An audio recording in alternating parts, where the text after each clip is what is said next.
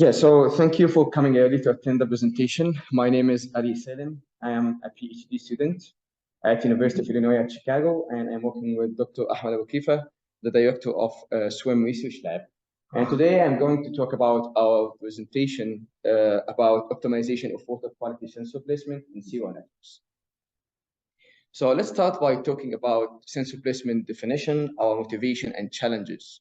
So sensor placement is the problem of finding the optimal location to place level or flow sensors and also water quality sensors. And this will be the focus of this presentation. So our main motivation was that sensor placement has a key role in wastewater-based epidemiology, and also it's a very important topic in smart water management. This is because wastewater constituents affects the performance of wastewater treatment plants and also the quality of recipient water bodies. Some of the challenges we face while performing the sensor placement is the cost limitation. Basically, it's very infeasible to place sensor in every junction.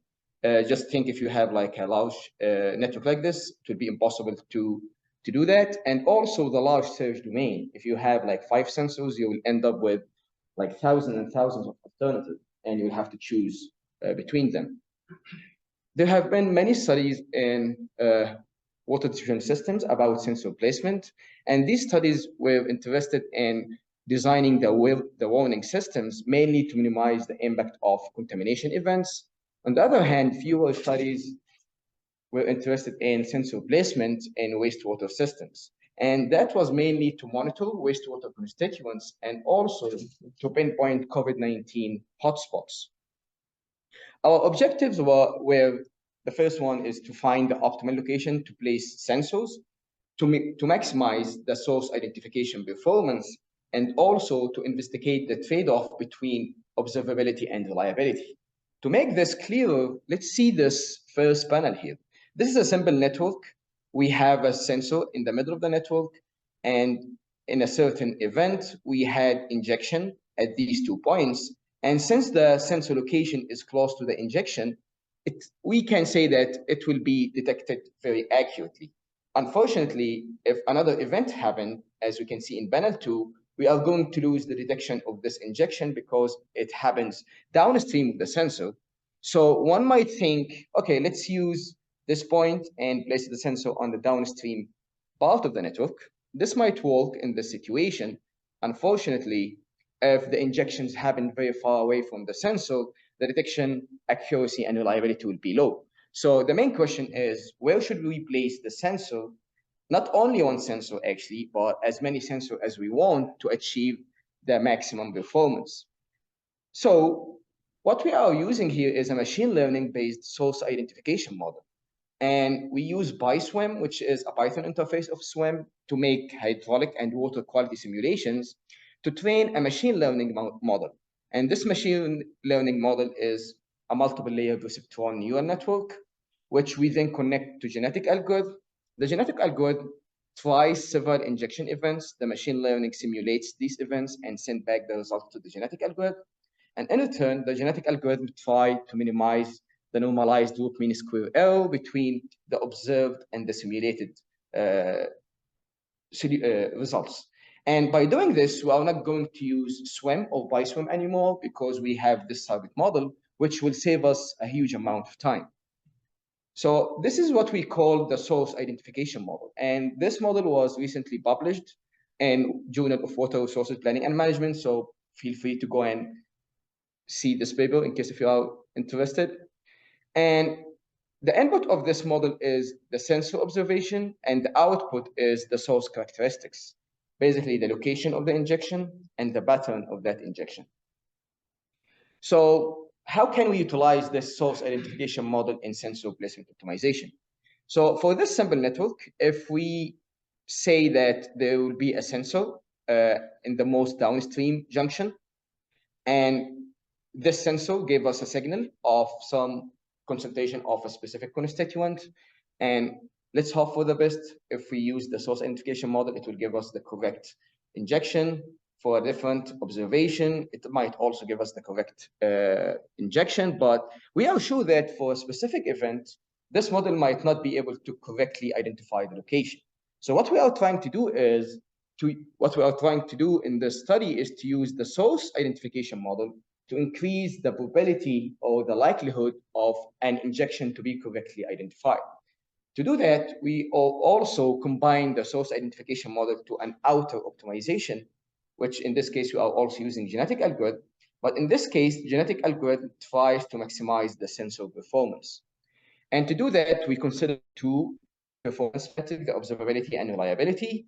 And this is a simplified version of the equation we are using just for the sake of time. And it can be seen that it's a multiplication of two terms. The first one is the weight that we are giving to the observability score, and a summation over sources, a summation over events, and the inverse of the SIL, which basically comes from the SI model.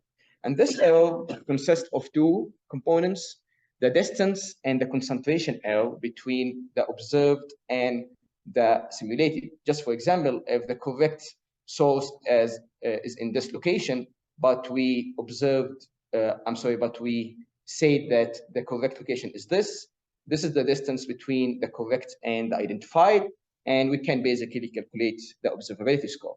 And the reliability is also something similar, but here we are actually focusing on the ratio between the correctly identified sources to the total number of detectable sources. And this is the source placement model, which is also published as a conference paper in the EWRI.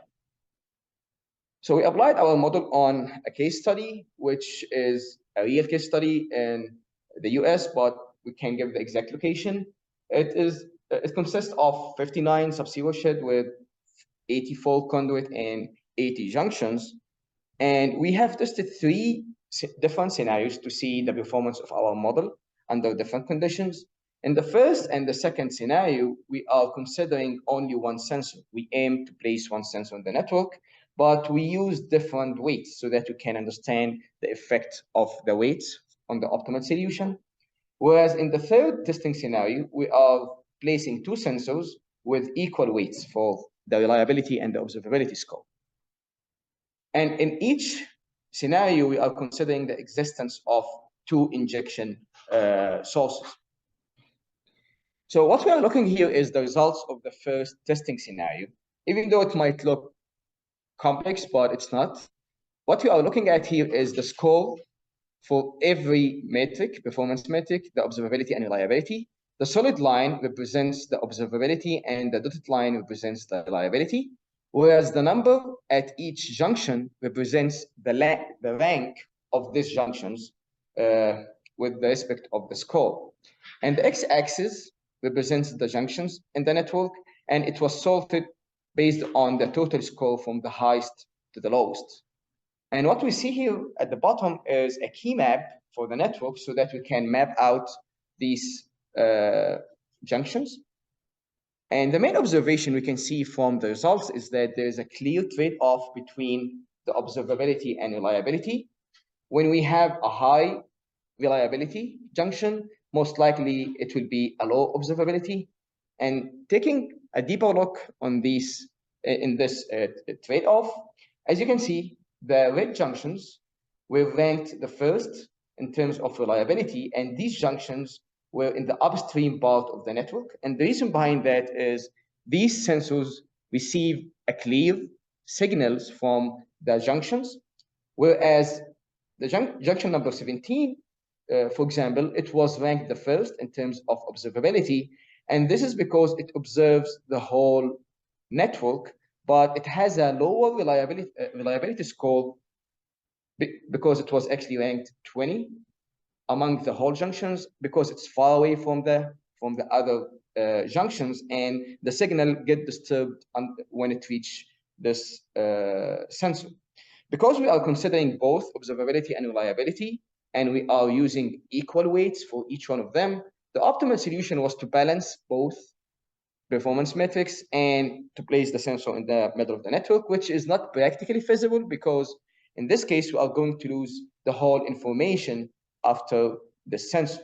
So what we are doing in the second testing scenario is to increase the weight of the observability to see if this will change the optimal solution. And in this case, we can see that the observability dominated over the reliability because the first and the second junctions in respect to the observability were ranked the highest in terms of the total score. So observability indeed dominated the optimization, and the optimal solution moved from the middle of the junction to downstream so that we can better observe the whole network.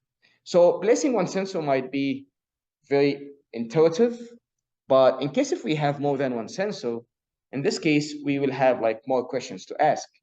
So here we are actually using the same weight for like observability and reliability. And the optimal solution was achieving a good balance because the framework could identify the optimal location, and it was to place a sensor at the downstream part of the junction to achieve high observability, and also place one sensor to aid in achieving good reliability. And as you can also see that the trade-off is a little bit relaxed. We are not seeing this like very sharp changes in observability and reliability. And the reason behind that is we now have more than one sensor, so we can basically achieve both performance. So finally, our summary is that we could maximize the source identification performance by optimizing the sensor placement. And we also highlighted the observability and reliability trade-off and the need to account for both observability and reliability. And finally, we also showed that weights play a great role in identifying the correct or the optimal sensor design. So our next plan is to apply the framework on a more complex network, like such as this one, which has actually multiple loops, so that we see the efficiency of our framework in dealing with more complex networks, and also placing more than two sensors. Because in case if you have, again, I would say 5 sensors, it will be very hard to quickly determine the location based on your engineering judgment. And also, we are planning to use different optimization techniques, such as Bayesian optimization, because it was proved to be a very good optimization technique in this field. Yeah, so I would like to, if you have any questions, and you can always reach out to me via email or LinkedIn. Thank you so much.